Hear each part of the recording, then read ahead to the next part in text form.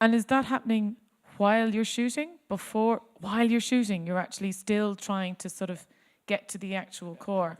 Hadn't got it. God, that sounds sort of like walking on a tightrope. Is this the nonchalance now you're projecting? Yes. On the other hand, it is only a movie. I mean, it's not actually death, you know. It did extremely well, though, Donnie Brasco. I mean, I always think that it's the last sort of like normal character in a way that Johnny Depp played. Right. But The first and last normal person that Johnny Depp played. Kate liked it too, and I liked Kate liking it quite a lot. But what terrified me was that Al was in a particularly florid phase of Big Al acting. Big Al, you know? And I didn't know how I was going to be able to tell one of the best actors in the world that he was over the top. How was I going to do that? And so it took me about 3 months to do it. And we started with what the Americans call table readings, which is just sitting around a table with people who are not even going to be in the movie, just a bunch of friends. They will read it and read it and read it and read it. And all I would do was to sort of take an eyedropper and just drop less into the glass on each of those things. And I mean, Al is a wonderful actor, and he probably got the point before I'd even started that process. But nonetheless, he never did go into Big Al acting. The shouty Al that we... I sort of talked him down. I think we have a clip. I don't know if we can play it. It's just a very short clip. People know Donnie Brasco, right? It's fantastic. It's the Fugazi scene, which I know you all know very well, but it just seemed that we might show it. Fugazi, yeah, I know what Fugazi is. Hopefully we can play it. But if you haven't got it, you shouldn't worry too much. Is it playing? Why don't you just tell us when you have got it? We'll carry on. Let us know, and we can... Don't worry. You've worked with both. Obviously, that's an original screenplay, but then you've obviously done an awful lot of adaptations as well, which I'm sort of curious about. And one that I know that everybody has seen, because it's part of, I think, what is officially the biggest movie franchise, which is Harry Potter. That's a huge book. Incredibly daunting, and also I have a friend who worked in Warner Brothers, and it seemed like they didn't release anything else. They had the Harry Potter film, and then there was a couple of other films that were like either side. They didn't need it. No, just to fill the cinemas while the next one was coming along, really. Yeah. What was that like to sort of like step into that space where you knew that there was films before, films coming after, that there's a bridge position, but there's also this sort of dynamic in the particular... I thought it was going to be easy. No, I didn't think it was going to be easy. Of course not. I mean, it's too big for it to be easy. But I thought there was space for me. And what was going to happen was that the children were getting older, and they were becoming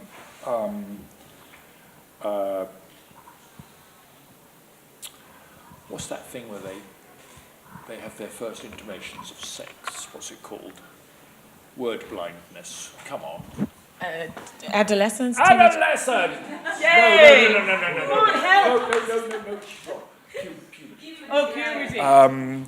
It was all going to be all about puberty, and therefore it was going to be realer and darker and all sorts of stuff. Death.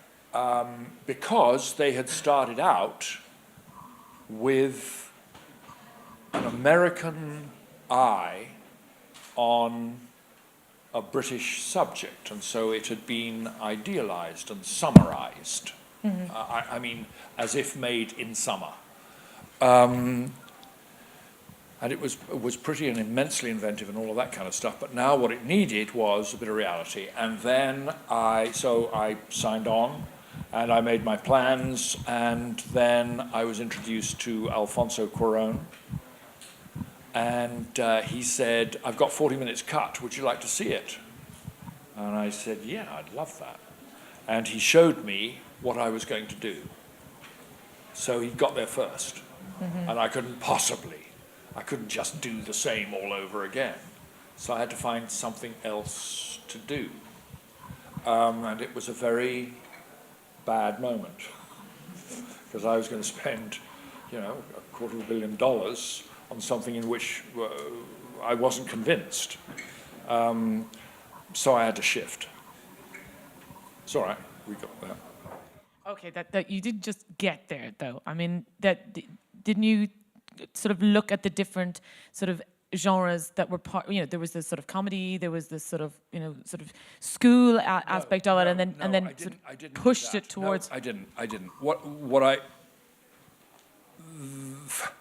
There were some practical questions. One was that Warner Brothers wanted 2 films, and I didn't think there was 2 films in the book. And I had to make my case about that.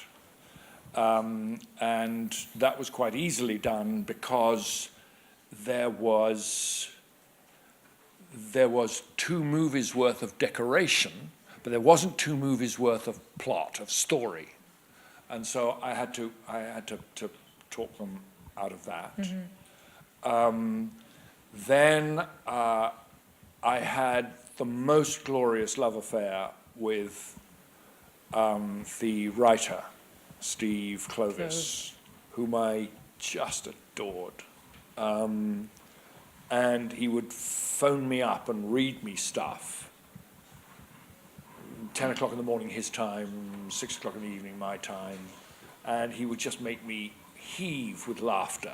I loved what he was writing. But then I saw my handhold, like the Donnie Brasco handhold. And it was all about death. And the boy, Dan Radcliffe, asked me what movies I was watching for this. And I said, I'm watching all the great paranoid thrillers. So I'm watching Robert Redford goes out for coffee, comes back, and the office is dead. What's that one called? Robert Redford. No. Condor. The Condor. Yeah. 3 Days of the Condor. That's it. Which was apparently initially supposed to be called 6 Days of the Condor, but it was much too long. But you wouldn't have gone. You would have been counting the days. Yeah, I would. But the great one, I said to him, was North by Northwest. And it was that because there's Cary Grant. Cary Grant is a happy ad man. He loves his mother. He has always 3 martinis at lunch, and the sun will never set. And then somebody starts to try to kill him, and he doesn't know why. And I thought that was one of the great plots, and you could absolutely plug that plot into the book that she wrote, and you didn't have to destroy anything. And then, for the very first time in those stories, somebody dies. Has everybody seen it, or can we talk about who dies? Okay, I'm taking it. Everyone has seen it. Go on. They don't look as if they've seen it. Anyway, the point about the kid who dies is that he is the golden boy, second lieutenant, who gets out of his trench on the Somme and is dead 2.5 seconds later, or the fighter pilot who never makes it through he is the golden boy who gets shot to pieces. And his father was the key to it for me, because his father, who was ridiculously proud of his son, in which I felt some fellow feeling, partly my situation, believes that when his son goes through a certain test, he returns, and he has returned first and best, and is of course alive, except he's not, he's dead. And so I worked on the reaction of this very, very, very good actor. It's wrong to say that he's a perfectly ordinary actor. He's not a famous actor, but he's a very good one. And he howled like a slaughtered dog. And it was fantastic because it was more real than anything had ever been in those, well, it was for me anyway. No, I think it was, because I think part of the sort of Potter franchise, the Potter mystique, is all of the sort of the moving staircases and the wonderful sort of, you know, school and the sort of the literal magic. Do you know what I mean? That sometimes you actually found yourself sitting back and sort of, you know, smiling at some of the things rather than actually having a connection with some of the actual actors. And there was such, again, to use that word, sort of a gallery, do you know what I mean, with all of these wonderful actors coming in for a small part. Tremendous. Yeah, that it became a tiny bit like, you know, a funny cameo and then gone. So that particular sequence really hit you because it actually was a real emotion. It didn't have, as I said, a sort of, you know, sort of flippant gag. Those moments where they're silent. They can't quite breathe in. So I don't know how we got to where we now are, but anyway, that's why I did what I did. Can I ask you, you've mentioned twice about that silence. Do you do, or you've been part of the process of test screenings, and when you find that silence, or is that a silence? Doesn't happen. No. Until you've made the movie, it doesn't happen. Making a movie is so complicated and has so many, you know, has so many layers in it that until you've really finished it, which is when the lab gives it to you and says, that's it, we can't, you know. You can't fiddle with it anymore. Can't fiddle with it anymore. You're going to have to live with what it is. Then things will, the chemistry will change slightly. You sort of, the process of making the film after it's shot is jockeying the chemistry, is riding the chemistry. If we did that, it would go, hey, look at that, and you know. And the famous cards, which are part of the test screenings when people fill in their immediate response. I mean, has that ever, you know, led you to change something or to adapt or to amend or omit something from a cut? They're horrible. For some reason or another, quite often, the studios want to preview the movie on the other side of the continent. So you take the film and you leave Los Angeles and you go to upstate New York to some godforsaken mall somewhere, and you play it, and they all fill out their forms, and then you fly back to California the next day, and you sometimes see people. Except they're always up the front, of course. Then the cards spread out on the floor of the plane.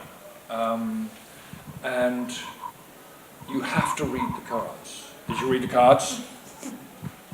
Well, do you know, I was thinking, read the cards! And so you must. You have to read the cards. And I found one time. And on each side of the card, it's double-sided, there are perhaps 60 questions. Tick the box. College education, some, none, can't read. That kind of stuff. And this person, and you have to read all of those, you have to read all 120 questions and try and tabulate what this all means. The person that I found this day had not bothered with any of the ticking of the boxes. He had scrawled in pencil across his card, peace, P-E-A-C-E, of shit. Piece of shit. Only he couldn't spell peace. And that's how cards are. Terrifying, terrifying. Do we have any questions? Anyone in the audience, any questions? Everyone's stunned from that last. Can I ask you about Great Expectations? Just following on, I suppose, about adaptation, because it strikes me not only actually as you. There's a bloke here from the Village Voice. Yes, that's true. I don't think so. Is that your book? Well, No, not your book. he Great Expectations was not one of the happier. I love making it, but it got beaten up to an extent. It got beaten up in the press, but not in the Village Voice. And I want to find out whether it was him. Because if it wasn't, I'll pretend I don't know. Well, no, I'm curious about because I have to say I really like the film and I think there's some fantastic sort of like moments in it. And Elena Bonham Carter was born to play Miss Havisham. It's a very long time. Are we talking about David Lean? Are we talking about Alfonso Cuarón? No, we're talking about the fucking television show that preceded it by about 15 months. But somehow or another, it just muddied the water. And then, of course, there's David Lean. And that was a problem because David Lean, of course, is an absolutely copper-bottom genius. But his version, although it's brilliant in some ways, I mean, I stole great chunks of it. I stole all the stuff at sea. I just pinched from David Lean. But it's very unsexy. You know, all of them got their tin knickers on. My God. I don't know, you know, I mean, John Mills. It's Pip, I know. Blacksmith. Yeah. Yeah.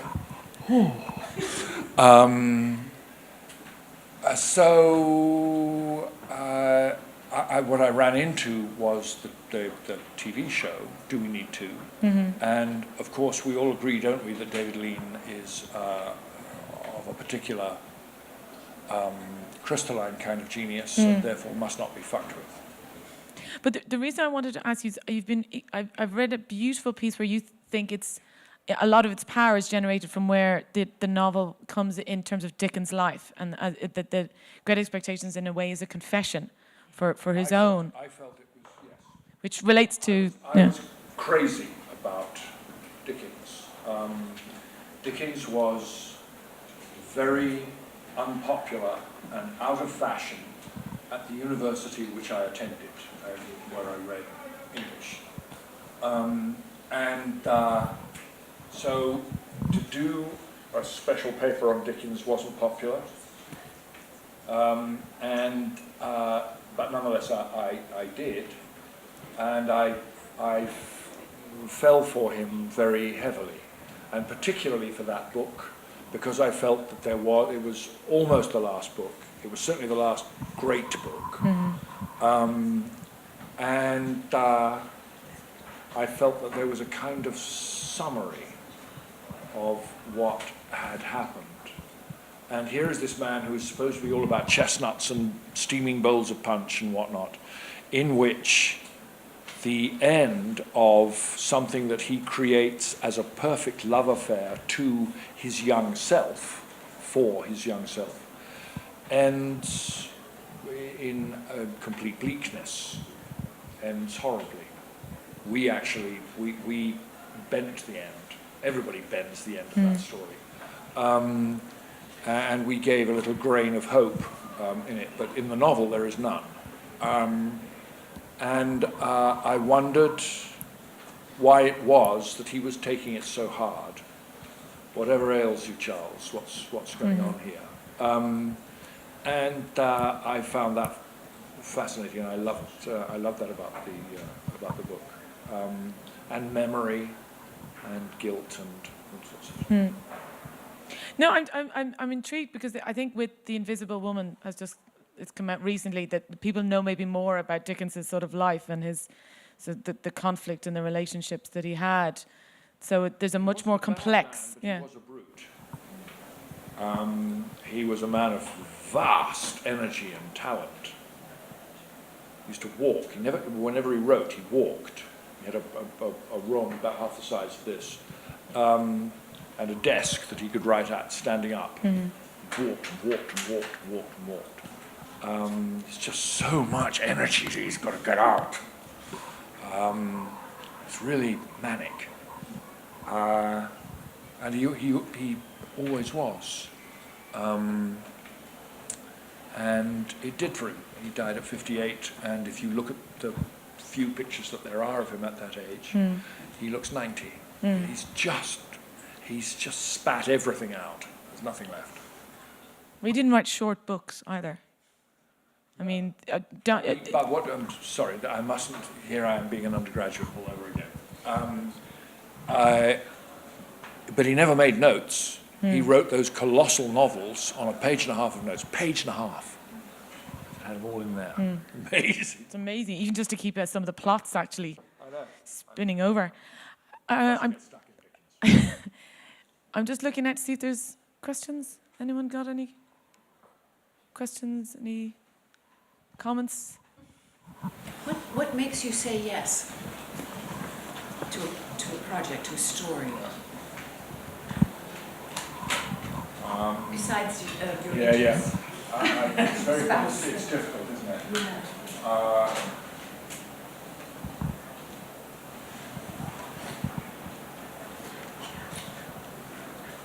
Well, I've always been discouraged. But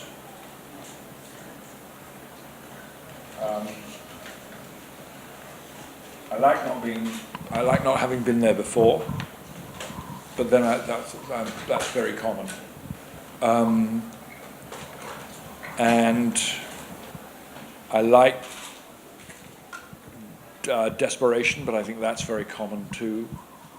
I like my dad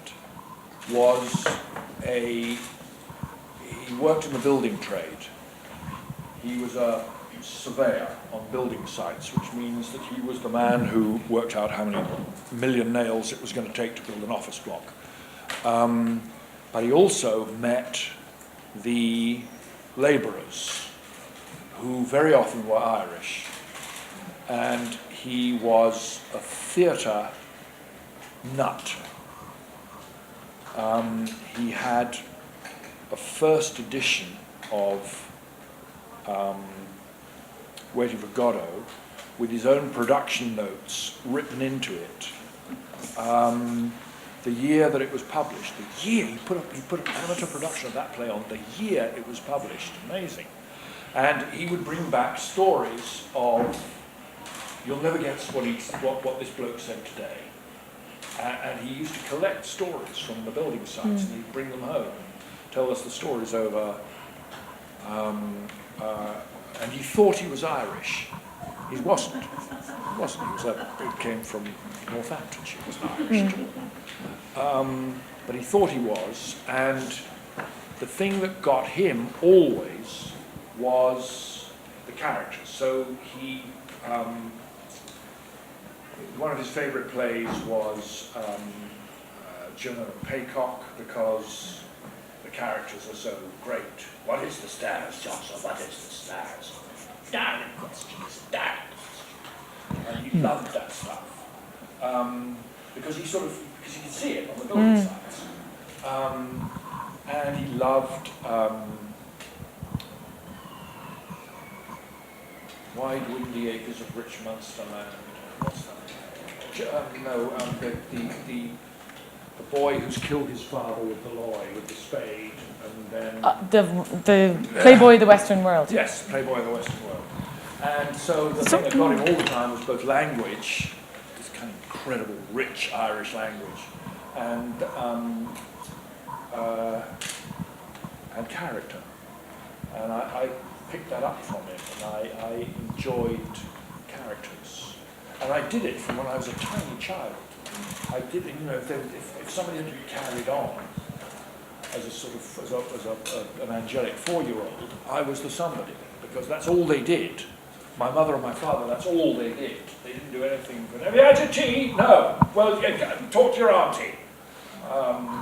Sometimes she didn't feed us. And because she was going off to play Hedda Gabler down the local Amdram. But she was sensational as Hedda Gabler down the Amdram. And there was this huge passion for the theatre, which meant writing and characters. And that's what I picked up. And that's where I started. I'm just conscious of sort of like time. I'm just wondering, are there any more questions? Any? Can I ask just one question, which is, I suppose, nearly the traditional sort of final question, but following on Kim's question about, yes, what are you working on next? I think there's a couple of really sort of fascinating projects that seem to be... Okay, but I'm an old man, and so what is true in my trade is that you don't give the trade up, the trade gives you up. And so it gets hard to get stuff made. It's really hard. Oh, poor boy. Oh, poor old man. No, I was going to say Manuel d'Oliveira is 105. That's what was going to be my response. So you've got decades to go before you can think about retiring if you go to Portugal. But you know what it is? I mean, you're not sure. Are they ever going to... So what you do is you gather stuff. Stockpiling. Yeah. And you then work on it, and I love working, I adore writers, I love working on scripts. And so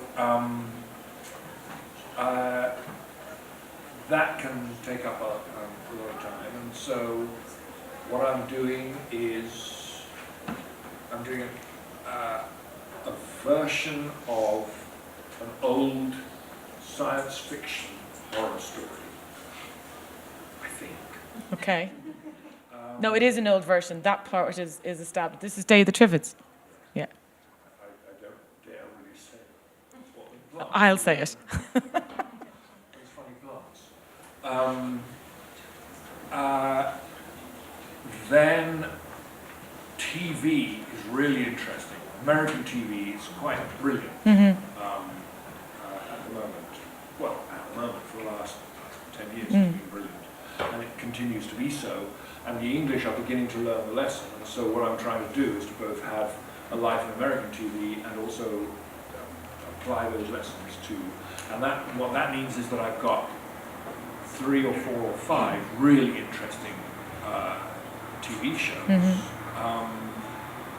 Hope, what you hope is that they will be long-runner TV shows. But then, Frears always says he's got a lucky letterbox. And stuff does actually come in, and a completely wonderful script, which I ain't gonna get because I fucked up the audition.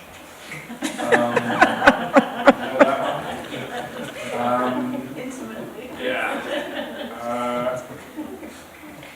Simple. All I needed to say was, and I said, to an actress name. But the story is it's from a book of fact, not fiction, called something like The Infinite Life of Henrietta Lacks. And it's about a woman, black woman, who dies of cancer very young in poverty of the South in the 50s, whose cells, her cancerous cells, have the ability to endlessly, really endlessly, forever, reproduce themselves. So they can be used as scientific base plates for all sorts of experiments, because they will always be the same, absolutely the same, so you can count on them. And her family is, particularly her elder daughter, is destroyed by not having been told how important she was, and that actually she has a life that will go on forever. Their view of her has simply been rubbed out by officialdom and by people saying they don't matter, they're black. The cells were called HeLa, and they were called HeLa, H-E-L-A, because her name was Henrietta Lacks, and they couldn't get it round to test tube. So, HeLa. And that destroys the people in the family. You watch this destruction. And it ends with an exorcism. Amazing scene. Ends with an exorcism. And I said maybe when I should have said yes to an actor. And final question: Are you going to do Chesil Beach? Or we would love you to do it. I would love you to do it, please. Yeah. No, I haven't read it, but I've heard extremely, and it's a wonderful book. So. Absolutely, it's Ian McEwan at the top of his tree, and it's wonderful and it's sad, and he's brilliantly rewritten the end. The end in the book sort of trickles out, but he's given it a resounding ending. And the only problem with the script is that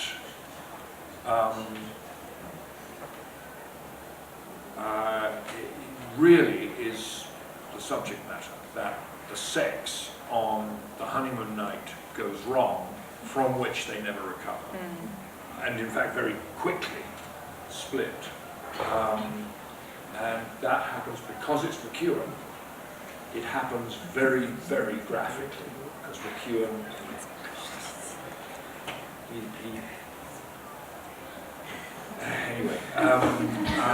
he likes all that sex stuff. Well, I think you're the person to do it. Yeah, it would be great. Absolutely, and I think we should hopefully we'll see that maybe back here next year.